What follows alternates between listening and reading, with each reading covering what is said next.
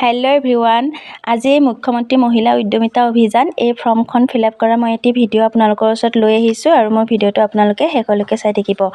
এই ফৰ্মখন ফিলআপ কৰোঁতে আপোনালোকে একো ভুল নকৰিব, কাৰণ যদি ভুল কৰে তেতিয়াহ'লে আপোনালোকে 10,000 টকাটো নাপাব। আৰু এই ফৰ্মখন ফিলআপ কৰাটো একো টান নহয়, একেবাৰে সহজ, কিন্তু যাতে একো ভুল নহয় সেইটোৰ ওপৰত আপোনালোকে লক্ষ্য কৰিব। তেতিয়াহ'লে আহক মই ভিডিঅ'টো আৰম্ভ কৰোঁ। ইয়াতে আমাক লাগিব পাছপোৰ্ট সাইজৰ ফটো। ইয়াতে লিখা আছে আৰু আমাৰ 1 নম্বৰত আছে আত্মসহায়ক গোটৰ সদস্যাৰ নাম। আপোনালোকৰ আত্মসহায়ক গোটৰ যোনগৰাকী সদস্য, মানে যাৰ নামত আপোনালোকে এই ফৰ্মখন ফিলআপ কৰিব, তেখেতৰ ইয়াতে নামটো লাগিব আৰু নামটো কেপিটেল লেটাৰত লিখিব। 2 নম্বৰত আছে আত্মসহায়ক গোটৰ নাম। ইয়াতে আপোনালোকৰ গোটটোৰ নাম লাগিব। আকৌ 3 নম্বৰত আছে আত্মসহায়ক গোটৰ MIS কোড। আপোনালোকৰ গোটটোৰ যোনটো MIS কোড আছে এই 3 নম্বৰ ঘৰটোত লাগিব। 4 নম্বৰত আছে মোবাইল নাম্বাৰ। আপোনালোকৰ যোনটো মোবাইল নাম্বাৰ এইকেইটা ঘৰত আপোনালোকৰ মোবাইল নম্বৰকেইটা ফিলআপ কৰি দিব, যোনটো নাম্বাৰ চলি আছে বৰ্তমান সেইটো। 5 নম্বৰত আছে জাতি। আপোনালোকৰ কাষ্ট যোনটো হয় সাধাৰণ, অন্যান্য পিছপৰা শ্ৰেণী, অনুসূচিত জনজাতি, অনুসূচিত জাতি, ইয়াৰে যোনটো হয় সেই ঘৰটো টিক মাৰ্ক দি দিব। 6 নম্বৰত আছে আবেদনকাৰী মৰাণ মটক জনগোষ্ঠীৰ অন্তৰ্ভুক্ত হয় নেকি। আপোনালোকৰ আবেদন যাৰ নামত ফৰ্মখন ফিলআপ কৰিছে তেখেত মৰাণ বা মটক জনগোষ্ঠীৰ অন্তৰ্ভুক্ত হয় নেকি। যদি হয় তেতিয়াহ'লে হয় ঘৰত দিব টিক, আৰু যদি নহয় নহয় ঘৰটোত টিক মাৰ্ক দি দিব। 7 নম্বৰত আছে আবেদনকাৰী চাহ জনগোষ্ঠীৰ অন্তৰ্ভুক্ত নেকি। আপুনি মানে কি চাহ জনগোষ্ঠীৰ হয় নেকি। যদি চাহ জনগোষ্ঠীৰ অন্তৰ্ভুক্ত হয় তেতিয়াহ'লে এইটো ঘৰত দিব টিক মাৰ্ক, আৰু যদি নহয় নহয় ঘৰটোত দিব।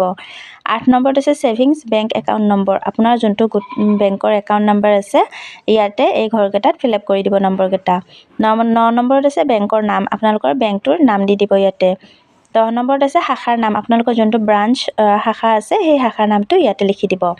11ত আছে IFS কোড। আপোনালোকৰ যোনটো IFS কোড আছে ইয়াতে দি দিব, বহীটোত লিখাই আছে, তাৰ পৰা আপোনালোকে ইয়াতে লিখি দিব। 12 নম্বৰত আছে আপোনালোকৰ গাঁও ভিলেজ। আপোনালোকৰ এই গাঁৱৰ নামটো এই 12 নম্বৰ ঘৰটোত দি দিব। তাৰপিছত এই 13 নম্বৰত আছে গাঁও পঞ্চায়ত, গাঁও পৰিষদ, উন্নয়ন সমিতি, গাঁও উন্নয়ন সমিতি, MAC সমষ্টিৰ নাম। ইয়াতে আপোনাৰ গাঁও পঞ্চায়তৰ নামটো লিখি দিব। 14 নম্বৰত আছে উন্নয়ন খণ্ডৰ নাম। আপোনালোকৰ যোনটো ব্লক নাম আছে সেই নামটো লিখি দিব, ব্লকৰ নামটো। 15 নম্বৰত আছে জিলাৰ নাম, ডিষ্ট্ৰিক্ট নেম। আপোনালোকৰ যোনখন জিলা হয় সেই জিলাখনৰ নাম দি দিব। 16 নম্বৰত আছে 16 কটোত আছে বিধানসভা সমষ্টিৰ নাম, শেহতীয়া সমষ্টি পুনৰ নিৰ্ধাৰণ আয়োগৰ প্ৰতিবেদন অনুসৰি। আপোনালোকৰ যোনটো বিধানসভা সমষ্টি হয়, শেহতীয়া সমষ্টি বৰ্তমান যোনটো হয় সেইটো লিখি দিব। ইয়াতে লিখি দিছে শেহতীয়া সমষ্টি পুনৰ নিৰ্ধাৰণ আয়োগৰ প্ৰতিবেদন অনুসৰি, যোনটো বৰ্তমান হৈছে সেইটো লিখি দিব দিছে বিধানসভা সমষ্টিৰ নামটো। খটোত আছে ফটোযুক্ত ভোটাৰ পৰিচয় পত্ৰ নং। যোনটো আপোনাৰ ইপিক ID নাম্বাৰ আছে ভোটাৰ কাৰ্ডখনত আছে, তাতে আপোনাৰ এই নম্বৰটো ইয়াতে লিখি দিব লাগিব, ভোটাৰ যোনটো ইপিক নাম্বাৰ আছে সেইটো নাম্বাৰ।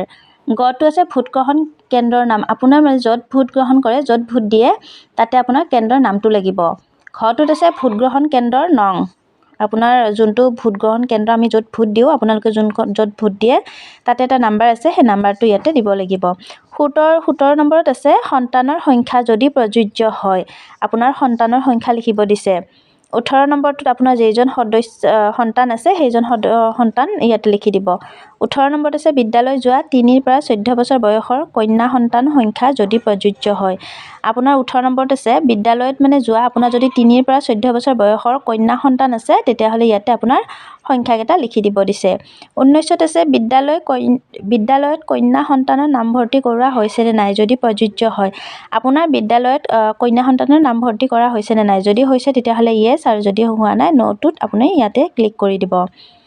20ৰ কটোত আছে অমৃত বৃক্ষ আন্দোলনত ৰোপণ কৰা গছপুলিকেইটা জীয়াই আছে আৰু ডাঙৰ হৈছেনে। আপুনি অমৃত বৃক্ষ আন্দোলনৰ সময়ত যোনকেইটা গছপুলি ৰুইছিল সেই পুলিকেইটা জীয়াই আছেনে নাই, তাতে যদি আপোনাৰ আছে তেতিয়াহ'লে হয়, আৰু ডাঙৰ হৈছেনে সুধিছে, যদি হৈছে তেতিয়াহ'লে হয়, আৰু যদি হোৱা নাই নহয় ঘৰত আপুনি টিক মাৰ্ক দি দিব। খটোত কৈছে যদি নহয় সেই ঠাইত নতুন গছপুলি ৰোপণ কৰা হৈছেনে।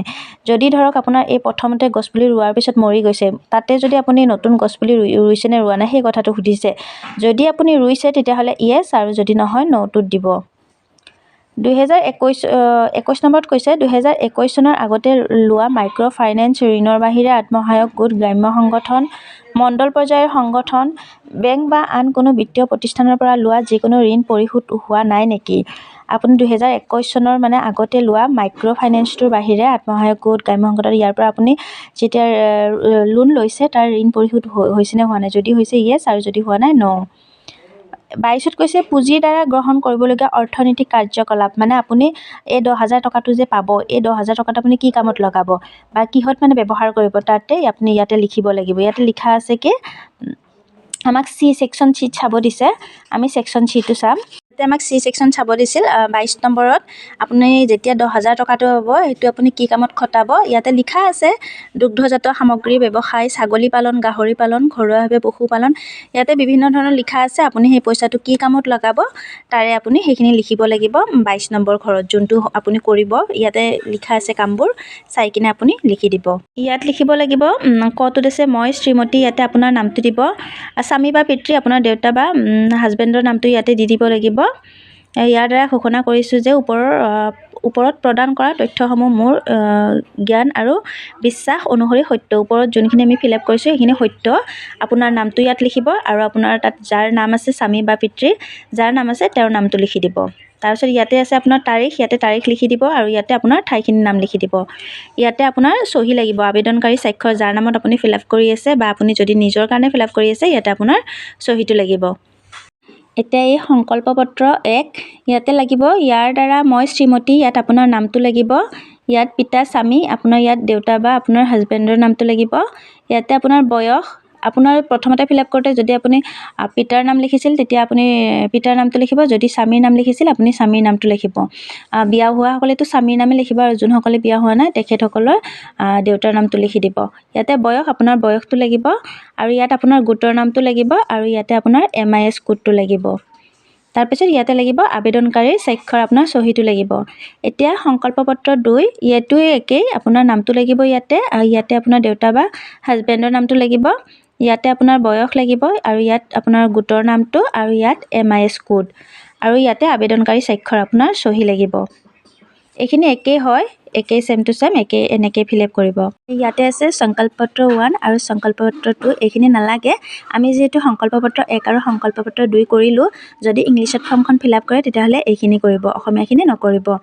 এতিয়া চাওক, ইয়াত আমাক 2 কপি ফটো লাগিব, গছপুলিৰ সৈতে ফটো 2 কপি ইয়াতে মাৰি দিব। আৰু আপোনালোকে এইটো লক্ষ্য কৰিব যাতে ফৰ্মখন ফিল আপ কৰোঁতে একো ভুল নহয়, তাৰে ওপৰত আপোনালোকে লক্ষ্য কৰিব। আৰু মোৰ ভিডিঅ'টো আপোনালোকে শেষলৈকে চোৱাৰ বাবে ধন্যবাদ।